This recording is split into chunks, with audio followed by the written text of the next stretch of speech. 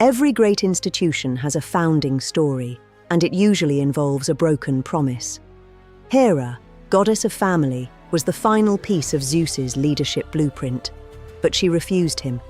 Her objection was philosophical. The Greeks were moving toward a cultural ideal of monogamy. How could she marry a man who had already been married 6 times and did not take commitment seriously? Zeus responded with a gesture, not an argument. He became a small cuckoo bird, soaked and shivering. Hera took pity on the creature, warming it, and he revealed himself. She was moved not by his power, but by his vulnerability.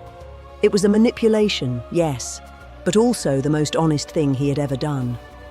Hera said yes, but she set conditions: a public wedding and total faithfulness. Zeus kept the first condition, a wedding that lasted 300 years.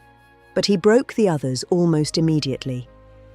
Hera's legendary jealousy is not a personality defect. It is a justified response to an ongoing betrayal. The goddess of marriage is married to a man who treats the institution as optional for himself.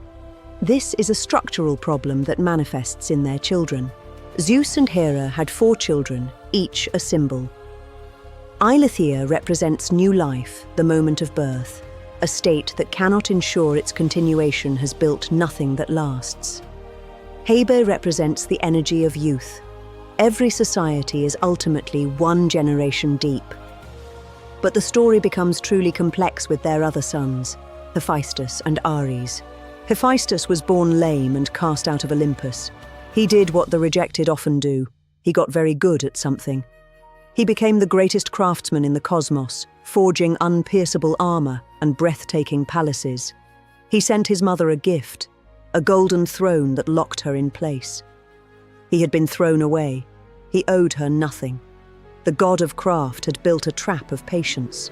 Hephaestus was coaxed back with the promise of a seat on Olympus and a wife, Aphrodite, the goddess of beauty.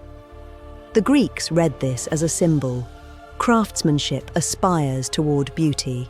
Technology without aesthetics is just utility. But the marriage of craft and beauty did not last. Aphrodite fell for Ares, the handsome, violent god of war. War and love are ancient companions. Ares is the final, uncomfortable symbol, the brute fact of violence that every state must prepare for. The Greeks drew a sharp distinction between 2 war gods. Athena is wisdom married to power, war as a tool of civilization. Ares is power married to power, war as a force of nature. Both were necessary, but neither was sufficient. Strategy and raw force must exist in tension. Hera's pride was Ares.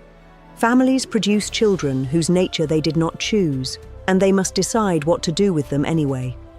The full arc of these myths begins in chaos, passes through the fear of tyrants, and arrives at a leader who builds a cosmos step by step.